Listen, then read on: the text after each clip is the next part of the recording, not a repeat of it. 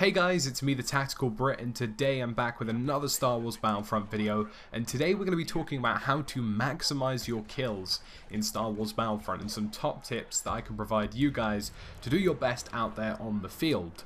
Now, as with any sort of max KD video I tend to do, and I do a lot of these because it's something that I kind of focus on occasionally in my gameplay, just knocking down as many kills as I can because it's efficient for the team. I do have to stress, play the objective. Make sure you always play the objective. It's okay to get kills, just play the objective as well. You don't want to be that guy who jumps into a domination game or something, or drop zone and goes for it, and it turns out that you kind of fancy playing team deathmatch whilst the rest of your team's trying to focus on, actually winning.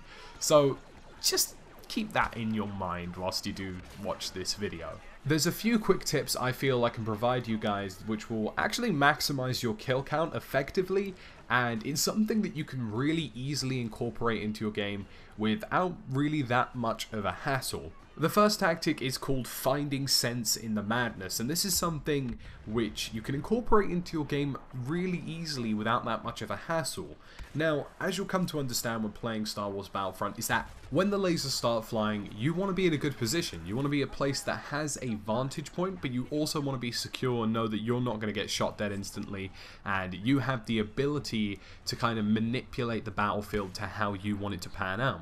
Now, I find the best tactic for this is to find a place higher up or lower down. So for example, a trench or a hill, get positioned up there and not face the direct brunt of the enemy force. Now, as people transition between objectives, it's really common and really often that many players will stay directly in the sort of main pathway that's kind of anticipated to take. So as people push up to a new position that they want to activate beacons on or disable them on, people are just going to sit in the trenches and be in the direct sight and direct line of fire of the enemy team. And that's not a bad idea if you want to go on the defensive, but as a player who's trying to knock down the enemy and get as many kills as possible to minimize their impact that they have on the objective, you're going to want to be in a place of vantage, and using things like hills and trenches which are not directly in the path or directly in the way of the main battlefield is a great way of doing that. One thing that a lot of people tend to miss out or not focus on especially is the pickups that you receive. And I feel like people are very quick to dispose these things and use them as quickly as they can so they can go ahead and pick up another one.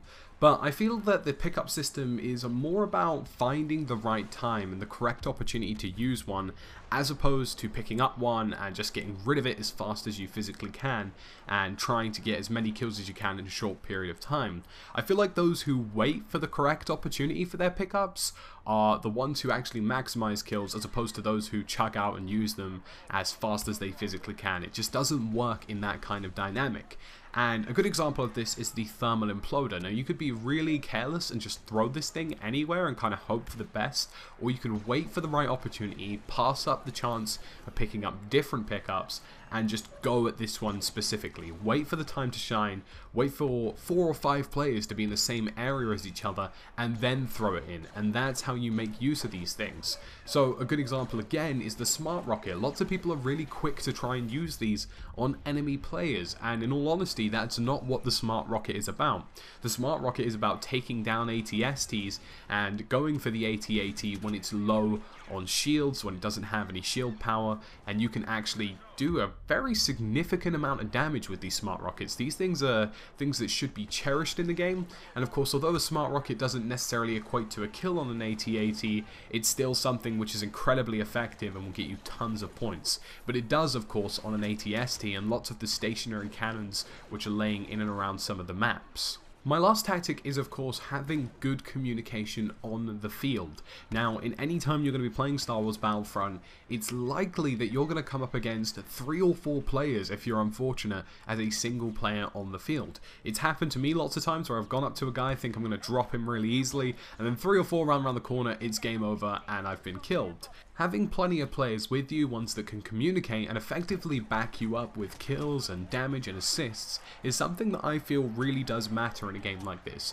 When the game's moving so quickly, it's hard to get your bearings, and it's hard to keep a good track on everything that's going on. Lots can go down in a very short space of time. So having extra players to spread out across the map, have communication, and effectively get kills together is probably your best tactic at getting a chance of racking up your KD, keeping things nice and steady, and just having consistently good games.